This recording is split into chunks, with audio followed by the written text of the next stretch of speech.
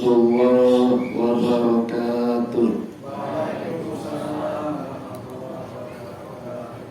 Sajdatus sa'adah Zummala'il a'izzah Kubailal bidayah Hayya bina nahmaduhu wa nasta'inuhu subhanahu wa ta'ala Hamdan bila ghaya wa madhan bila nihaya Ashhadu an la ilaha illallah wahdahu la syarika lah wa ashhadu anna Muhammadan abduhu wa rasuluhu la nabiyya ba'da.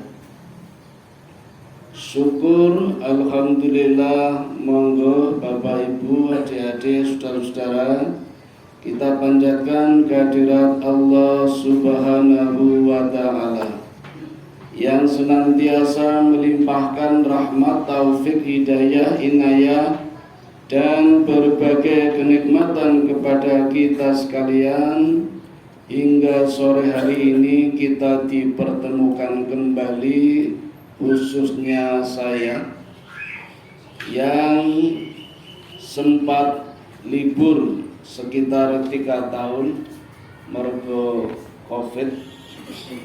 Sekarang bertemu kembali di tempat yang mulia Mushola Ahlauddin dalam rangka pengajian jelang buka bersama yang insya Allah nanti akan tiba pada jam 17.52.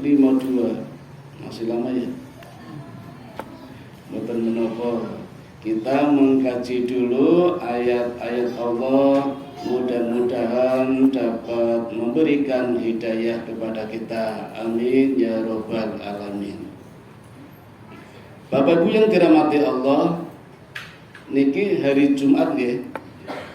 Mumpung kesempatan, saya akan menyampaikan satu fenomena yang mungkin sudah terbiasa di masyarakat kita. Biasanya di hari Jumat, entah tradisi atau ibadah, seringkali kita membaca surat Yasin.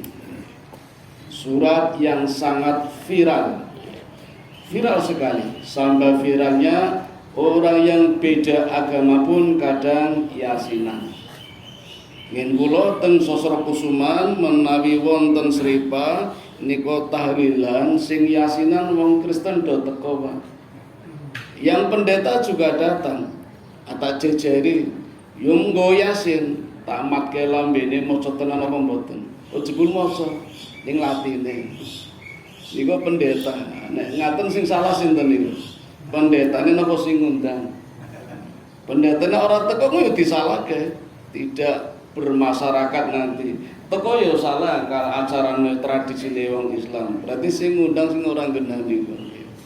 Itu menunjukkan betapa viralnya surat Yasin.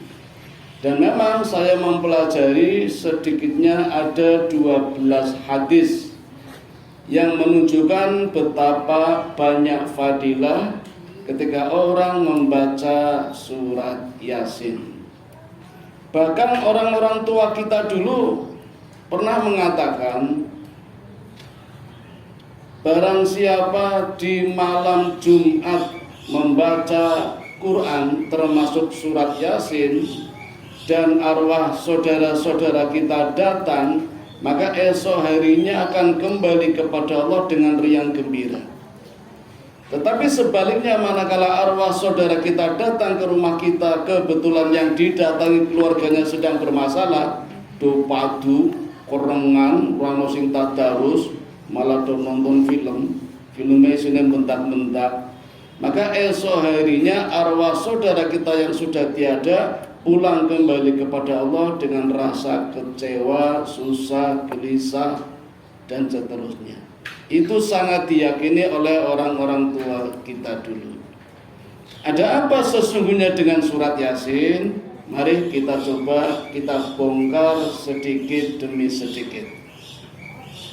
Surat Yasin menempati posisi surat yang ke-36 dengan jumlah ayat 83 dan dimulai dengan kata fawatihu suwari yang sangat menarik, Yasin.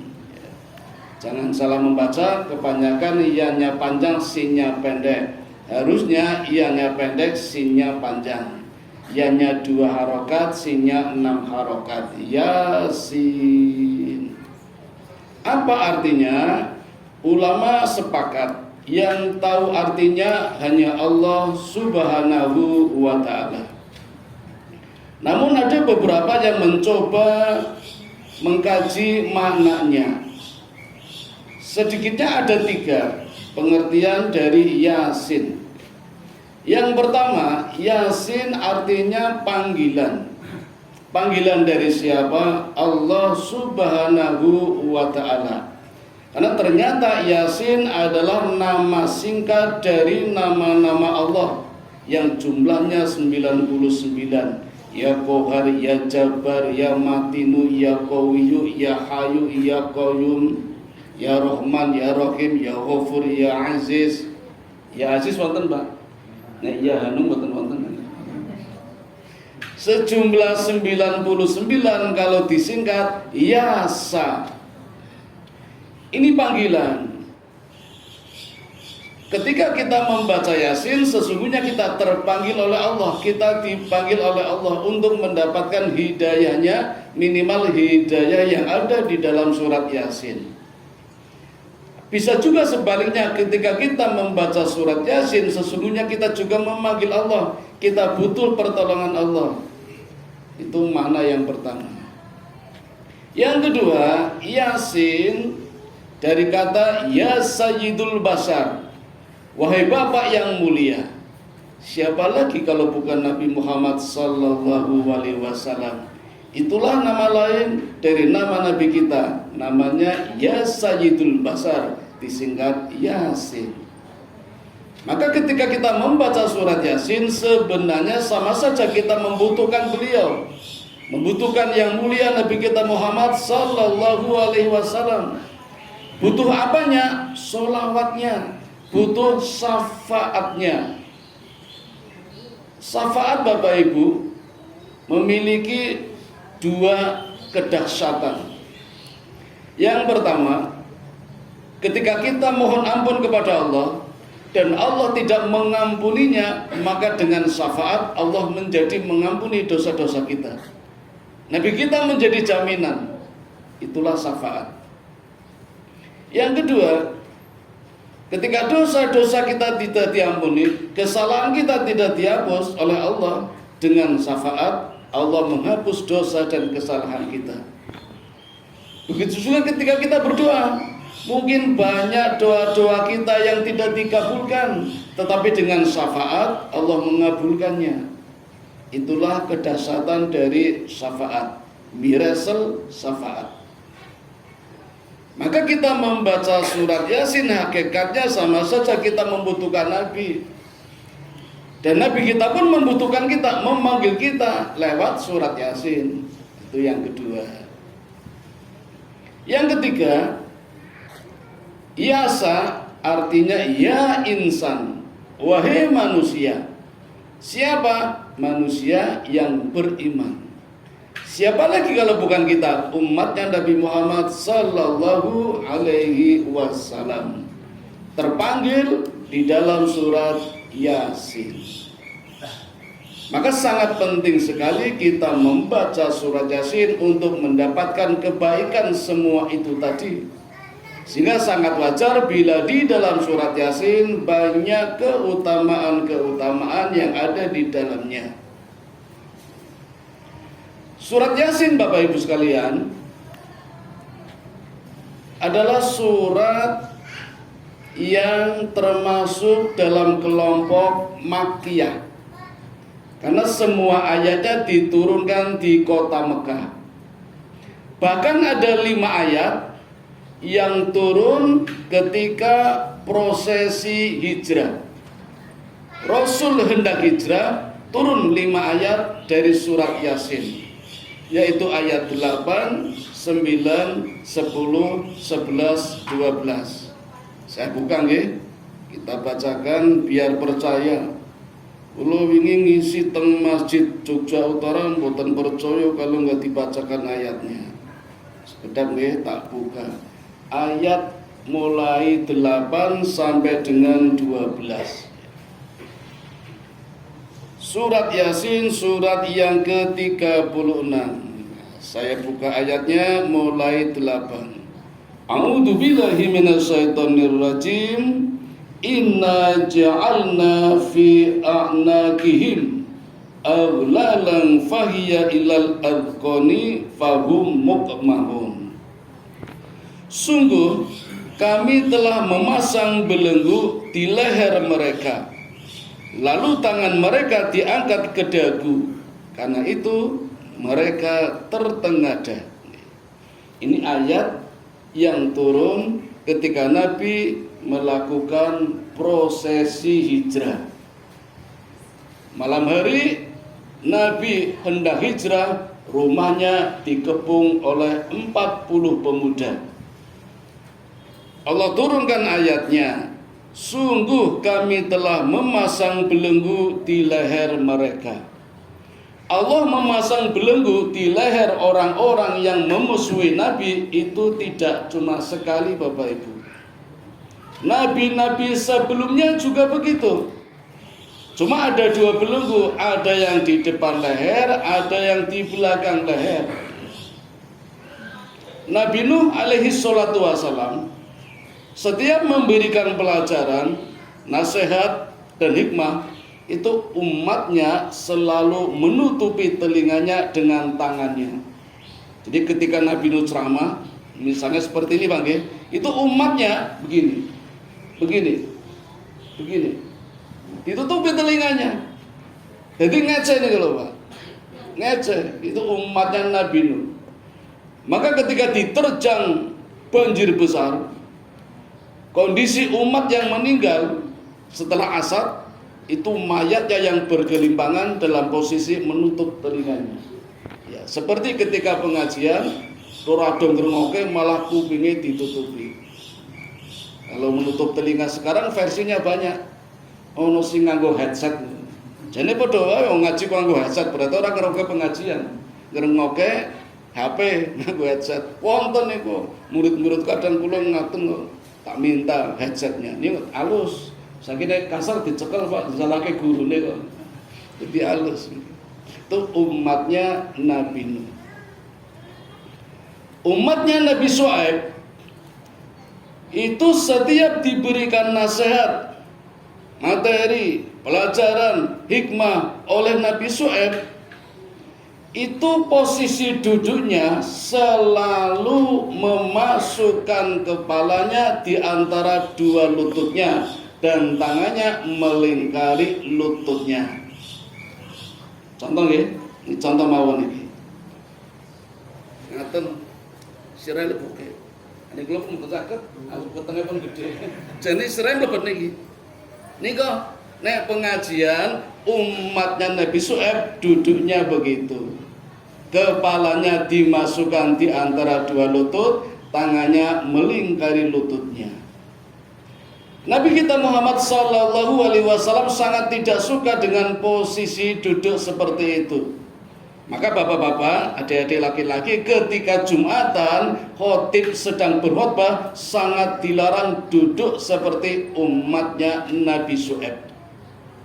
Allah memasang belenggu di belakang leher mereka sehingga kepalanya tertunduk, masuk di antara 2 lutut, kedua tangannya memeluk lututnya. Dan itu posisi umatnya Nabi Syuaib ketika meninggal dunia pada waktu fajar.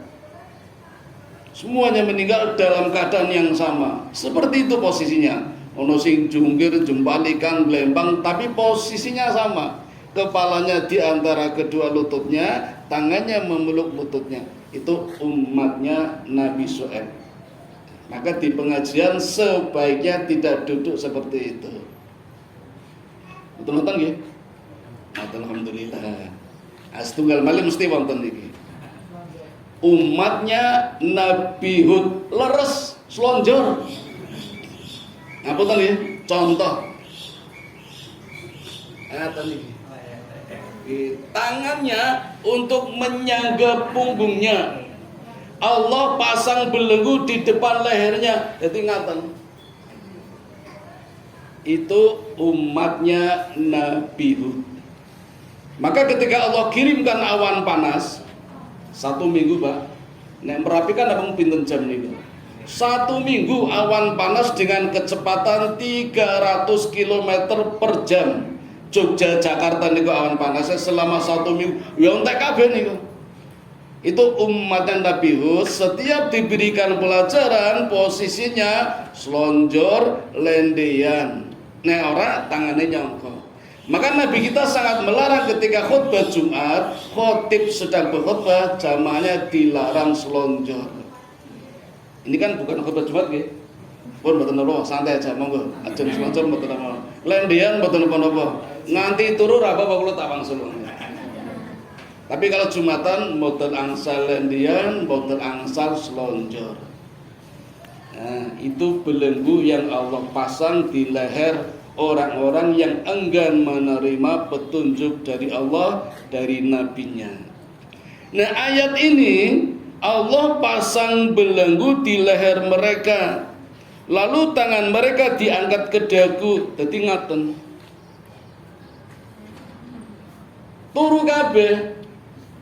Ayat 9-nya, wa ja'alna min baini aidihim saddan wa min khalfihim saddan fa'alshaynahum fahum la yubsirun.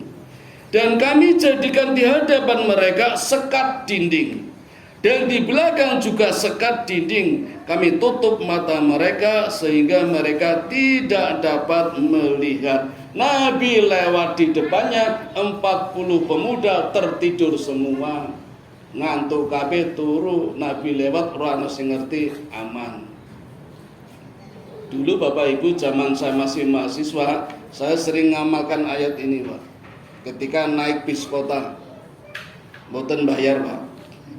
Kula munggah maca wa ja'alna min baini aidihim sadda wa min khalfihim saddan fa'alshaynahum fahum la yubsirun. Kula munggah kondukture ora weruh, ora ditagih bayaran. Riyen zaman kula nakal. Saniki kita sing nakal. Ning namung ping 3, Pak.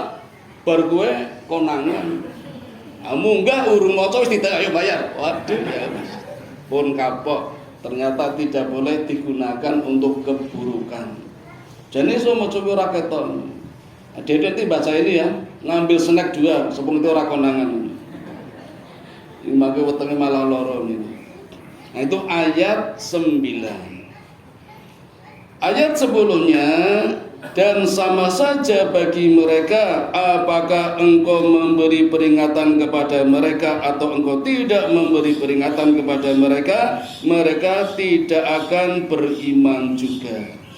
Allah mengatakan kepada Nabi Muhammad, ya sudah, udahlah tinggal aja, hijrahlah. Yang lain ditinggal nggak mau ya sudah, mereka diberi peringatan atau tidak sama saja. Itulah orang-orang kafir. Maka Nabi hijrah hanya dengan beberapa orang saja, tidak banyak ya. Ayat 11-nya, sesungguhnya engkau hanya memberi peringatan kepada orang-orang yang mau mengikuti peringatan dan yang takut kepada Tuhan yang Maha Pengasih, walaupun mereka tidak melihatnya. Maka berilah mereka kabar gembira dengan ampunan dan pahala yang baik, pahala yang mulia. Jadi Nabi hanya berhijrah kepada orang yang memang niat hijrah. Mereka diberikan kabar gembira, mendapatkan ampunan dan pahala yang mulia. Di ayat lain kadang cuma tertulis pahala. Di sini pahala yang mulia. Apa bedanya? Kalau pahala yang mulia maksudnya pahala di akhirat. Kalau tidak ada kata mulia, pahala di dunia. Jadi kadang Allah memberikan pahala langsung cash, bayar di dunia. Misalnya jenengan berdoa, jenengan rajin mengaji, langsung bayar Allah kasih rezeki. Rezekinya bertambah, gajinya tambah, naik pangkat, anak bertambah, rumahnya jadi bagus, kendaraan bertambah, cash di dunia Allah langsung bayar. Tetapi ada pahala yang mulia, bayarnya besok di akhirat. Surga, hisabnya dimudahkan, lancar di padang mahsyar, dibebaskan dari neraka dengan segera, dimudahkan hisabnya, sakaratul mautnya, itu pahala yang mulia.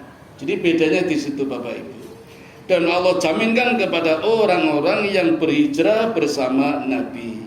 Ayat 11. Ayat 12-nya, sungguh kamilah yang menghidupkan orang-orang yang mati, dan kamilah yang mencatat apa yang telah mereka kerjakan dan bekas-bekas yang mereka tinggalkan, dan segala sesuatu kami kumpulkan dalam kitab-kitab yang jelas, Lauhil Mahfuz. Ini memberikan pelajaran kepada kita sekaligus teka-teki. Jadi tidak semua ayat Quran menjelaskan secara detail. Allah berharap kepada hambanya agar menjadi hamba yang cerdas. Ada apa dengan ayat ini? Nah, inilah Bapak Ibu 5 ayat yang turun di Mekah di akhir Nabi hendak melakukan prosesi hijrah. Jadi semua ayatnya sejumlah 83 termasuk menjadikan Yasin sebagai surat dalam golongan Makkiyah. Apa fadilahnya? Banyak. Di antaranya misalnya, barang siapa membaca surat Yasin di pagi hari, maka Allah berikan rizkinya di siang hari. Barang siapa membaca Yasin di siang hari, Allah berikan rizki di sore harinya. Barang siapa membaca surat Yasin di sore hari, Allah berikan rizki di malam harinya. Barang siapa membaca surat Yasin di malam harinya, Allah berikan rizki di pagi harinya. Hadisnya sahih. Monggo pilih yang mana? Mau baca pagi, siang, sore, malam. Dalam waktu yang tidak lama Allah berikan rezekinya. Hadis yang kedua sama sebenarnya, cuma waktunya 2. Barang siapa membaca surat Yasin di pagi hari, maksudnya subuh, maka malam harinya Allah berikan rezeki. Barang siapa membaca Yasin di malam harinya, maksudnya habis isya, maka paginya Allah berikan jaminan rezeki. Yang kedua. Yang ketiga, barang siapa membiasakan surat Yasin, maka akan dimudahkan sakaratul mautnya. Yang keempat, barang siapa rutin membaca surat Yasin, maka akan dilapangkan kuburnya. 4. Yang kelima, ini yang dahsyat Bapak Ibu. Monggo kali digeser-geser betul apa-apa. Ojo lali lho dhewe diseruput.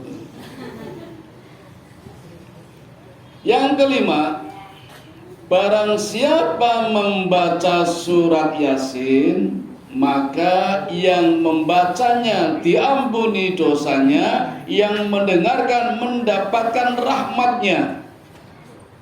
Ini kan luar biasa ini. Yang membaca diampuni dosanya, yang mendengarkan mendapatkan rahmat. Dalilnya apa? Wa idza quri'al Qur'an fastami'u lahu wa ansitu la'allakum turhamun. Dan ketika dibacakan Quran termasuk surat Yasin, maka dengarlah, fastami'u lahu wa ansitu la'allakum turhamun. Niscaya akan mendapatkan rahmatnya. Mendengarkan saja Bapak Ibu, tidak membaca, mendapatkan rahmatnya. Maka saya sarankan biasanya setelah sholat tarawih do tadarus ojo moco kabeh, diparo ono sing moco ono sing ngerengoke. Maka nanti yang membaca diampuni dosanya, yang mendengarkan mendapatkan rahmatnya. Nanti gantian. Jadi nanti sama-sama mendapatkan ampunan dosa, sama-sama mendengarkan mendapatkan rahmatnya. Tetapi mendengarkan di sini tidak boleh disambi, fokus, konsentrasi, menyimak. Hukumnya hampir sama dengan hukum mendengarkan adzan. Kita sering lalai ketika adzan dikumandangkan, tidak fokus, masih sambil lalu. Kurang Pak, apa hijau? Saya pernah mengajar Bapak Ibu, dihentikan oleh siswa saya. Ketika saya mengajar, terdengar suara adzan zuhur, adzan asar. Kata murid saya, Pak berhenti Pak, adzan. Oke, saya berhenti. Tapi tidak lama kemudian, masih adzan, gantian murid saya yang rame. Ngobrol karo koncone, ono sing ngomel, ono sing jiwit-jiwitan. Tak titeni, sik tak rungokne sik adzane men rampung. Adzan rampung, gantian tak enteke bocahe. Ya tak omongi ora tak antemi. Anak-anak, kalian baru saja menghentikan saya mengajar. Saya lagi menerangkan, dihentikan karena adzan. Saya mendengarkan sampai selesai. Kenapa kalian bicara sama temannya? Kalau bicara sendiri aja mending kayak wong edan. Ngomong karo kancane rame. Kenapa enggak mendengarkan adzan? Enggak adil kamu anak-anak, kamu tuh enggak jujur. Harusnya menyuruh gurunya berhenti, kamu ya berhenti dengarkan adzan. Sisan Pak Tanteke. Coba anak-anak, kita lihat. Setiap jam 7 pagi, begitu bel berbunyi, kita mendengarkan lagu Indonesia Raya, semuanya tertib, hikmah, diam semua, khusyuk. Yang lagi jalan berhenti, yang lagi lari berhenti, yang lagi makan berhenti, yang duduk berdiri, hanya mendengarkan, bukan menyanyikan. Karena lewat sound system hanya mendengarkan lagu Indonesia Raya, begitu khusyuknya, begitu takutnya. Hanya Indonesia Raya karya W.R. Supratman, adzan karya Allah. Kenapa kalian menyepelekannya? Tidak khidmat seperti khidmatnya ketika mendengarkan lagu Indonesia Raya. Sisan tak sampaikan gitu, karena kamu gak adil anak-anak. W.R. Supratman makhluk, ada yang menciptakan, Allah juga menciptakan adzan lewat muadzin. Maka simak, dengarkan, fokus, jawab. Adzan itu harus dijawab. Saya bilang sama anak-anak saya, harus dijawab. Ketika muadzin Allahu Akbar, Allahu Akbar, jawabannya Allahu Akbar, Allahu Akbar. Hayalah sholat, jawabannya la haula wala quwata. Hayalah falah, la haula, dijawab. Tidak boleh sambil lalu, harus fokus, konsentrasi. Ibarat HP kita berbunyi, segera dijawab. Kalau tidak, nanti mati. HP kita bunyi aja kedebukan terus selamati. Itu adzan juga seperti itu. Ini saya bilang kepada anak-anak saya untuk mendapatkan rahmatnya ketika ayat Quran dibacakan, termasuk surat Yasin. Nah Bapak Ibu, ada yang bertanya, jamaah Masjid Baitur Rahman Karangbaru, pertanyaannya begini, apakah membaca surat Yasin harus langsung selesai 83 ayat ataukah boleh dipotong-potong? Jawabannya begini. Yang pertama, adabnya harus selesai karena hanya 83 ayat. Itu kalau dibaca paling lama hanya membutuhkan waktu 15 menit. Kalau membacanya cepat bisa 10 menit. Apalagi orang kadang kan punya khufifah. Orang kalau punya khufifah, keringanan membaca Quran, itu nanti 5 menit saja bisa. Dulu ketika SMP saya membaca Yasin 5 menit bisa. Sekarang nggak bisa Pak. Harus betul, ambekannya suaranya pun betul. Dulu Fatihah 7 ayat aja bisa 1 nafas. Sekarang ora iso, malah bablas mangke. Kan khufifah orang beda-beda. Lihat ketika tadarus, ada yang mungkin 1 malam langsung 1 juz, ada yang 1 juz 1 bulan baru selesai. Kan orang beda-beda khufifahnya. Tapi rata-rata Yasin itu paling lama 15 menit. Sangat tidak adil kalau kita kadang ketika pegang HP, WA-an, Facebookan, chattingan, TikTok, Google, kadang berjam-jam Pak. tangan kiri megang, tangan kanan mijet titik, ora krasa pun rong jam, nanti pegel ditahan. Jadi nggak adil kalau kita Yasin nggak sampai tuntas, hanya 83 ayat. Betul usah diteloke tangan, diteloke. Sekarang yang kedua jawabannya, bagaimana kalau kita menjadi imam? Nah ini masalahnya. Kalau kita jadi imam membaca setelah Fatihah suratnya Yasin, siap-siap dirasani makmumnya 83 ayat. Kecuali masjid khusus, masjid pondok pesantren, masjid sekolah, yatim piatu yang memang masjid binaan. Pas saya di masjid Popongan, habis sholat maghrib saya mundur duduk di belakang. Tiba-tiba ada jamaah ikut mundur duduk samping saya. Pegawai percetakan taman siswa. Sambat kali kula mung ngrungokke mawon. Sambate nopo jebul ngrasani imame. Wong bar salat dadi makmum mundur ngrasani imame. Mbok rasa salat ning kono. Wah imame jan. Ar-Rahman dinteke, Pak. Surat Ar-Rahman dinteke coba. Padahal surat Ar-Rahman ada satu ayat yang diulang-ulang sampai 32 kali. Fabi ayyi ala'i rabbikuma tukadziban. Itu diulang sampai 32. Imamnya dinteke, Pak. Itu masjid pinggir jalan. Masjid untuk mampiran. Jadi yang nggak biasa mampir ya kaget, segala gatel bawa rampung-rampung. Tapi kalau yang biasa mampir di situ ya sudah aman, udah biasa, memang imamnya seperti itu, panjang-panjang suratnya. Jadi kalau ngomong mas orang nangkene ya apa-apa, monggo boleh masjid liam, jenengan lebih pisan toh. Ini pun biasa mau nopo-nopo. Tapi kalau jenengan jadi imam ya monggo, boleh dipotong-potong, tidak apa-apa, asal motong ayatnya jangan keliru. Harus pas, karena surat Yasin itu banyak paket ya, istilah kurikulum merdeka sekarang itu elemen. Di dalam capaian pembelajaran ada elemen. Seperti misalnya paket 1 ayat 1 sampai 7.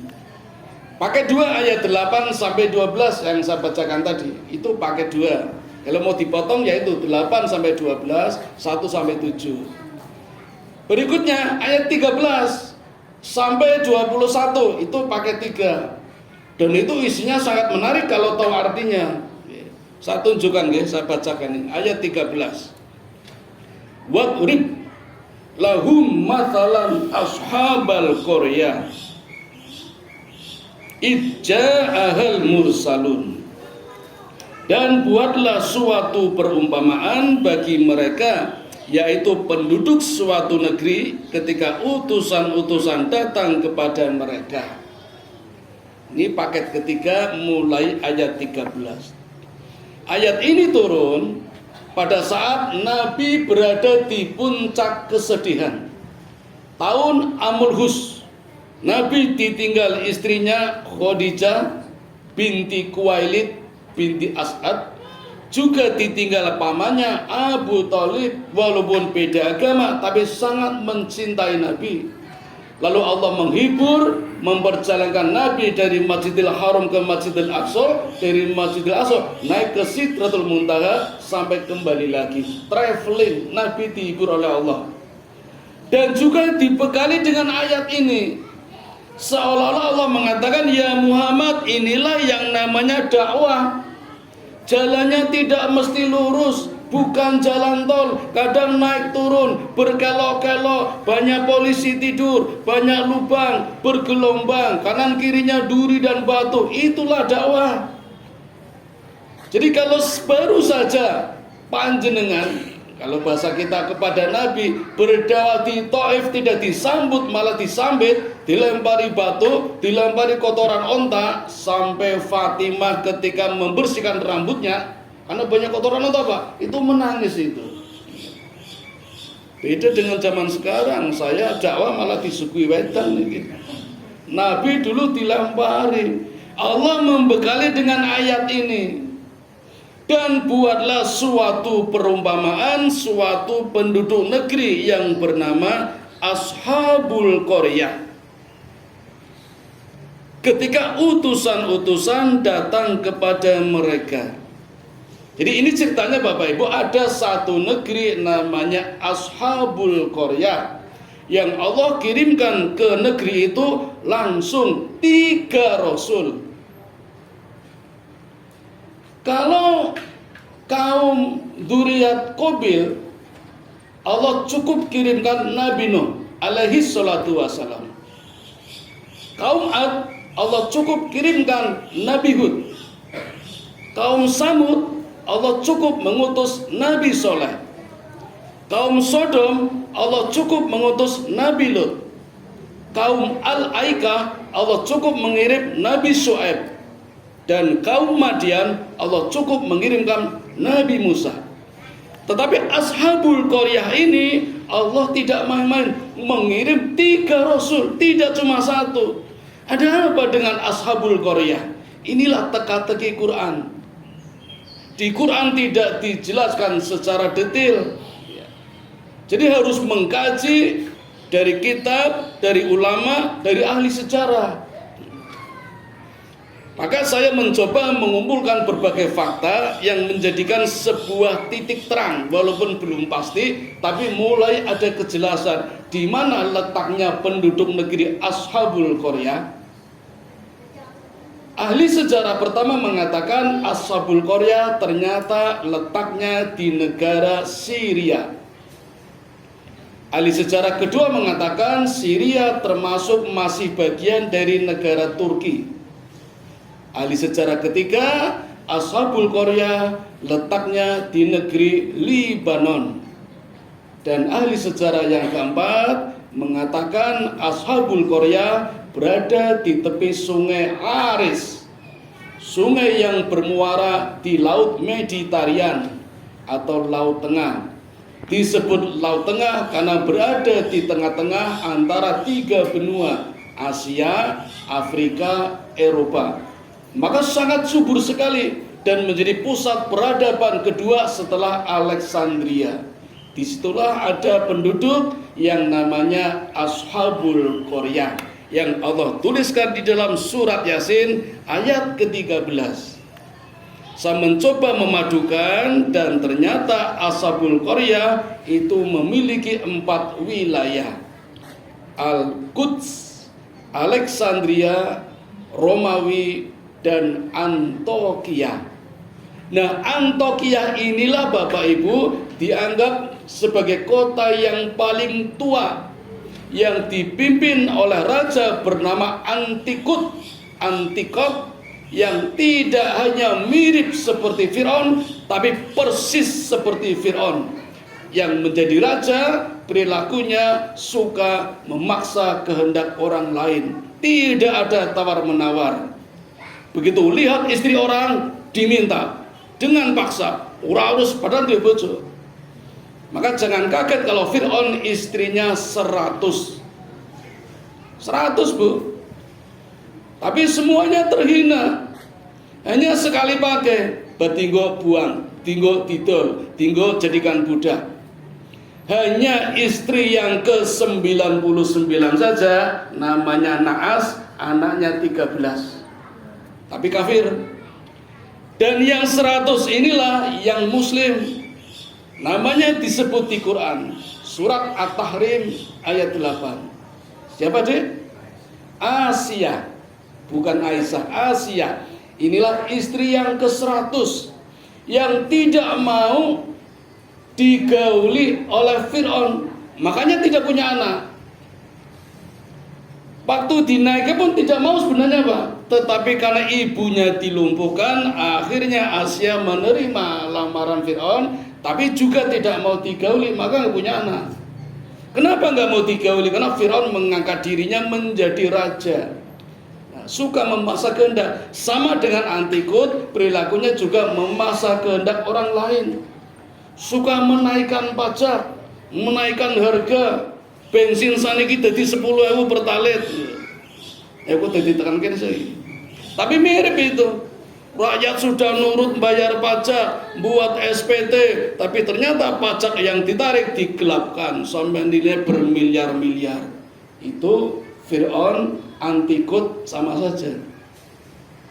Nah, penduduk negeri inilah yang menjadi sasaran Allah langsung kirim 3 rasul.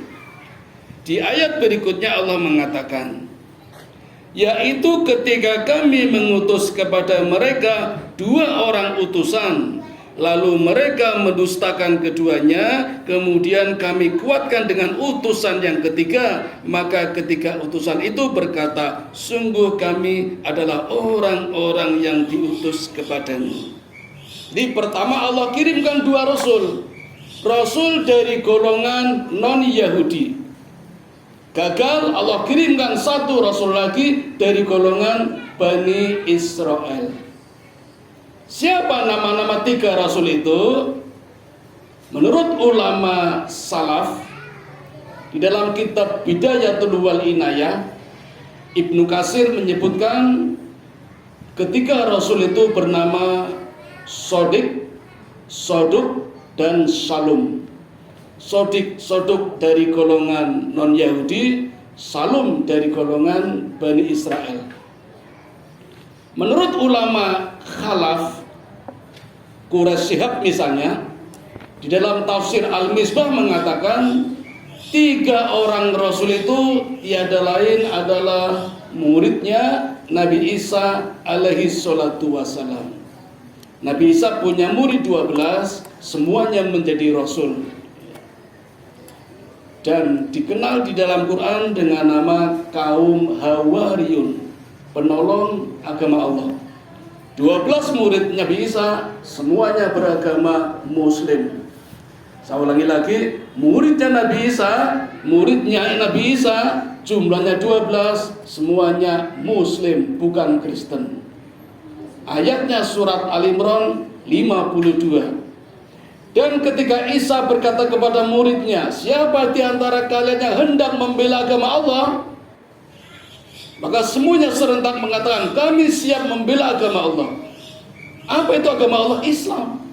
Maka semua Nabi Isa, muridnya Nabi Isa Muslim, nggak ada yang Kristen. 12. Dan 3 di antaranya yang diperintahkan Nabi Isa untuk berdakwah di negeri Ashabul Qaryah. Dalam riwayat lain Allah sendiri yang langsung mengutus 3 rasul ini. Siapa menurut ulama khalaf 3 rasul ini?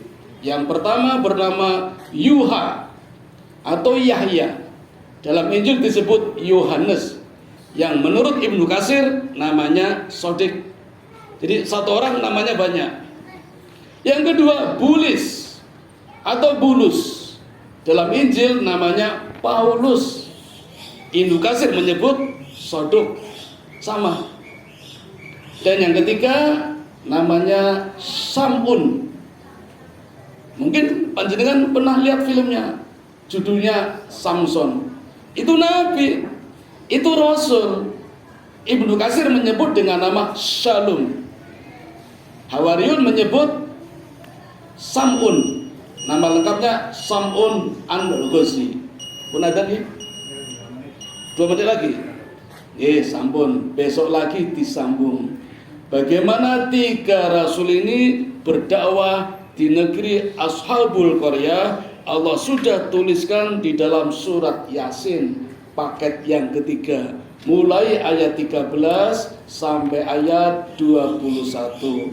Bagaimana nasib 3 rasul ini? Insya Allah besok akan kita lanjutkan. Mudah-mudahan Allah memberikan kesempatan kepada kita untuk berjumpa lagi, khususnya berjumpa dengan bulan Ramadan hingga tuntas kita menyelesaikannya dan mendapatkan penghargaan yang namanya muttaqin, orang yang bertakwa.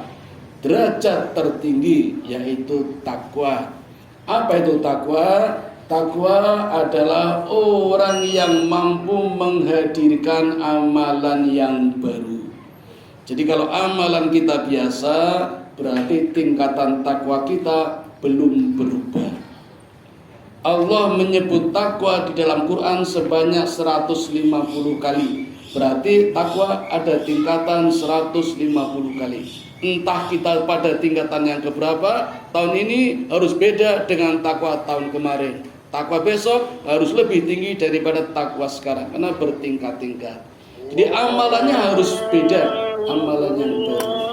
Maka Bapak Ibu yang dapat kami sampaikan, mohon maaf kalau ada kekeliruan. Mari kita tutup dengan doa kifaratul majelis. Subhanakallahumma wa bihamdika asyhadu an la ilaha illa anta astaghfiruka wa atubu ilaik. Assalamualaikum warahmatullahi wabarakatuh.